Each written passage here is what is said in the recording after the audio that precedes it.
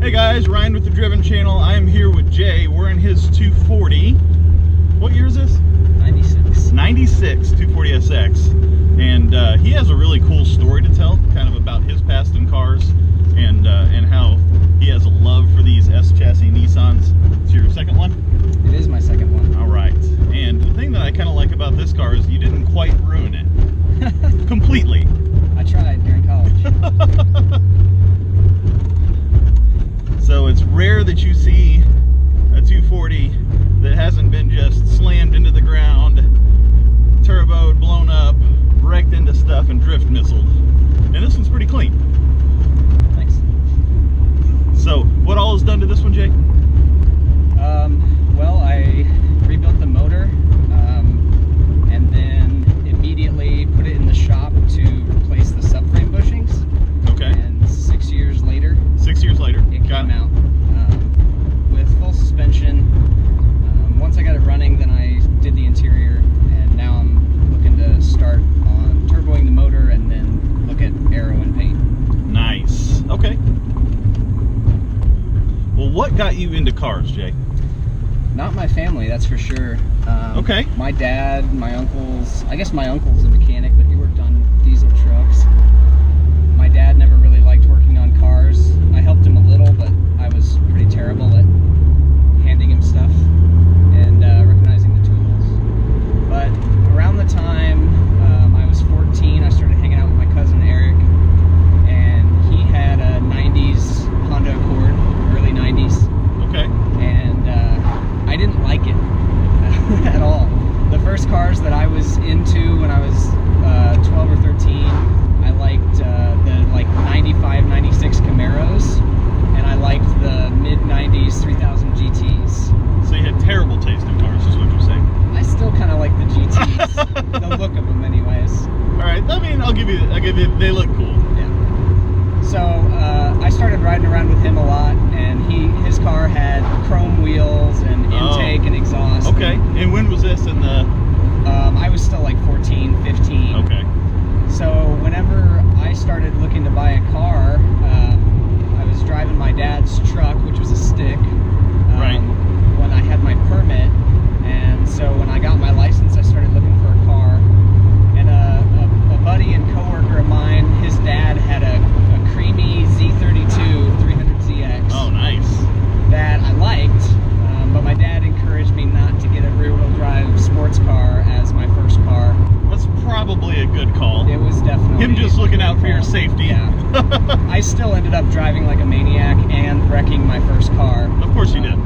But I bought a 1990 Honda Accord from an older gentleman at the top of my road who had bought it exclusively to drive to his son's house in Colorado.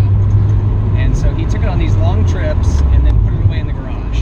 Okay. And at the time I bought it, it'd been sitting in the garage for like 8-9 years. Wow. Super duper clean. It was fabulous, and I took really good care of it. I lived on a gravel road, so I had to wash it like 3-4 times a week. Right. Gas was 97 cents a gallon when I started driving. Yes. And I would go through 2 tanks a week. I just drove everywhere. I loved it. The snot out of it. Yeah. Yeah. And for me, a car was a symbol of freedom. I could go do what I wanted to do on my own schedule and with my own money as long as I worked. And so beyond that, I could listen to music in it. I'm a huge music buff, and so it was my mobile music player, and just loved it. That's kind of how I got into it. I ended up buying my cousin's wheels intake and put a big Flowmaster exhaust on it, and I just thought I was the baddest thing. That's the thing to do, though, you know? Yeah. In the end, I got a lot of attention from police, mostly, who Right. they saw the chrome wheels and they were like, yeah, you're a drug dealer. Drug dealer. Yeah. Immediately. So I got pulled into the station a few times, but... Pulled into the station? Well, there was an incident where I was accused of attempted manslaughter of a police officer. What? Okay, so... I need to know this story. Yeah, I was leaving Here, work. I kind of want to roll out. I want to make sure that we get the audio, because this sounds like a great story. I don't want to miss this. It's really not that great of a story, but the cop made a big deal out of it. So attempted manslaughter of a police officer. yeah, Okay. Yeah. So I was leaving work and going through the one stop sign in my town, and the cop was out there as school was letting out, and he was directing traffic and being a crossing guard, basically. Okay. So I pulled up at the stop sign. It was raining lightly, and as I went to take off, my 5-speed skills aren't quite what they are now. Okay. And wet shoes, wet pavement, my foot slipped off the clutch a little bit, and tires spun as I went through the intersection. Okay. I still cleared him just fine, but he looked at me, and I thought, okay, fine, we're good. Well, Oh my God. later that night, he called my house and got my dad and called us into the station, and I was pretty confused. I actually didn't realize it had anything to do with this incident. But yeah, he pulled us in there and was quite angry and sat me down and tried to teach me a lesson, and told me that he could charge me with attempted manslaughter of a police officer for trying to run him over. And my dad basically told him that he could shove it, and that was the end of it. But they didn't like me after that. Wow, okay, I can see that. And that sucks. And that's one of those poor experiences that you receive just because you're trying to, you know, do your thing with cars and be personal or whatever. Yeah. I don't think I've ever been pulled into a police station and accused of manslaughter before, but I've certainly gotten my share of tickets. I got pulled over in that town a lot. I had neon lights too in the floorboards, Okay. and they pulled me over for impersonating an emergency vehicle. Oh my God. Of course they did. So as we're driving your car, I'm kind of getting used to it a little bit here. Yeah, it takes a little. The steering is ridiculously tight. Yeah. Like, a lot of times you drive 90s cars and you got that like huge lock to lock, like 3 turns lock to lock. And this is like a go-kart. It is. The whole front suspension is redone. The main part, of course, is that I'm on coilovers. Yeah. Then I have aftermarket tension rods, sway bars. Okay. A lot of people don't fix the bump steer, so they lower their car, and then the tie rods are at an angle pointing up. Right. And when you do that, you increase the bump steer. So you go over a bump, and it pulls you a lot. And the way to get around that is to make something where that spaces those tie rods down. Okay. And so I have a aftermarket kit from SPL Parts. Gotcha. That's really, really good. It's got the roller joints, I forget what they're called, but there's not a lot of rubber bushings left in this car. Sure, it's all metal.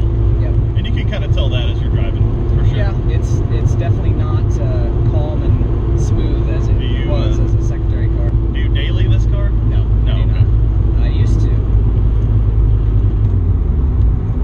Well, the corner's fantastic. Thank you. We are living the low life, though. Every once in a while I'm hearing a little scrape. We are, and I've done some things to adjust it and try to make it better, but basically what it comes down to is I love the way it looks too much to raise it, so what can I do but start chopping out the frame and replacing the fenders? Right. That's what I'm going to do. That's what's next, huh? Yeah. Man, this thing corners really well. If you stay on the gas through the corner, then the front nose stays lifted and you don't rub.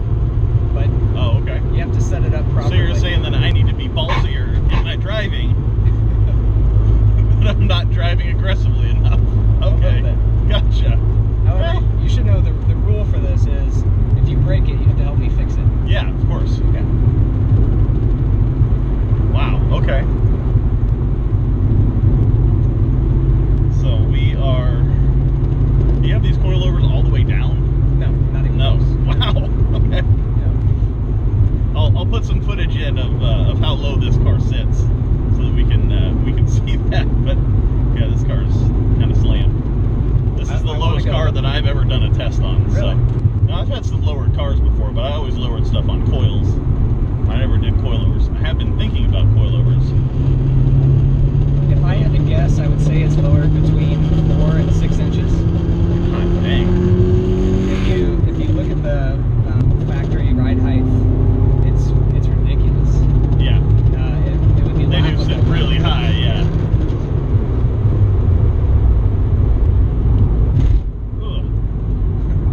not the smoothest riding car. You get used to it. Actually, the spring rates are really soft because I'm trying to build a street car, not a race car, Right. drift car, or anything like that. So they're really, they're 5K springs in the back and 6K springs up Sure. front. So pretty light considering you can get up to 12 and Yeah, 14. yeah. And you can tell that it's not a race car, but man, every little movement I put into the steering wheel is just directly into the front wheels. Yeah. And that is, It can feel a little twitchy when you're not used to it. yeah, I'm definitely not used to it. I'm feeling like under acceleration in my Volkswagen, it kind of does this up above 80, you know, on a closed course, Okay. of course. But yeah, boy, this is like every little groove in the road I'm feeling. Yeah, definitely. But I love this steering wheel, this Nardi wheel. I've always loved the look and feel of these steering wheels. That nice slick leather, the grippy surface. It's really nice. I like it a lot. I'll definitely stick with a Nardi or personal wheel. But I actually want to go a little bit bigger. It feels a little like a toy car to me. It's a little, well, it's helping me out because my legs are really long and I think these seats are kind of high. Yes, they are. They're as low as I can get them before I start chopping up the floor. Right. To I don't make them any lower. I don't know if you guys can tell, but I don't have a lot of headroom in this car right now. He's got the sunroof pop just so that I can drive it, I think, at this point. Yeah, they're hard mounted for me, so you're the second person that's driven it. Since Oh, I've had really? the seats in, yeah. Well, I appreciate that. That's an honor. Second person other than you? Yes. Okay, so only 3 butts have been in this seat, Yep. and I'm one of them, and that's cool. Alright, well, I'm going to turn around up here. This is nuts, man. How does it compare to your wife's 370? So my wife's 370, to me, even just going between it and my GTI, feels like a boat. It feels huge, and it feels massive compared to this car. I mean, and the 370Z is not that big of a car, but the nose is so long, and it's not that heavy of a car. I think it's 3,100 pounds or Yeah. something like that. Yeah. But man, this feels so light. This weighed it's in at nimble. 2640. 2640. That's why it feels so light then, because it literally is. So it's always bad whenever I get in a car and just completely ruin the weight balance of the car. 275 pounds of me, just, that's probably why we're scraping so bad too, Jay, I gotta be honest. Yeah, a little bit. It's funny, I put 2 people in here and it's a totally different car. Yeah. But it is perfectly weight balanced, 50-50. Is it? And I had it tested on the 2 axles. Nice. So this has been balanced too. Yeah. I don't think I've ever driven a car that's been weight balanced. Suspension is really what I enjoy doing. Yeah. I feel like it's easy to work on. All the parts are big and easy to crank. Right. Versus an engine where you have tiny little screws and you can boost everything's, bits and you don't get a torque spec set just right, and you're gonna have problems, and yeah, no, I know exactly what you're saying. yeah, so suspension performance and fitment together is kind of what I really enjoy. You're probably not the only S-chassis guy to be into suspension and fitment, though. No, but it seems like people are either into performance Right. for racing or they're into fitment, and I want to take it to the level where people are like, oh my god, it's slammed, how can you even drive it? Right. But it still performs exactly as it should. That's a good goal. I'm trying to find a place to turn around up here that's not a gravel driveway, because I know how much gravel sucks. I actually drove to work last Friday and I work on gravel. Oh no! And I drove really slowly, but it was covered in gravel dust, and especially my tires turned gray. Yeah. It's like, well, Instantly. not doing that again. I was parked in a gravel lot earlier, and I just washed my car this morning, and I'm like, ah! That's alright. Cars are meant to be driven. Yeah, I lived on gravel for 10 or 15 years and drove this thing to college every day on gravel. And so it's had a rough life at the beginning, and you'll want to get angle, as much angle as you can get. Ooh. Up, up, up! Yep. I think I just did that. This did. guy's not home. He won't mind if I use his turnaround. Hey! He's probably at church. How's it going, neighbors? If you own this home, thank you for having this nice driveway. You're probably not watching this stuff. But if you are, I appreciate it. Also, if you could get this paved just a little bit smoother for lower cars, that'd be great. We would appreciate it very much. Now, like I said, I've driven some. You'll scrape. I've driven some low cars before, so not bad at this. I know to do it slow. And hey, we got out with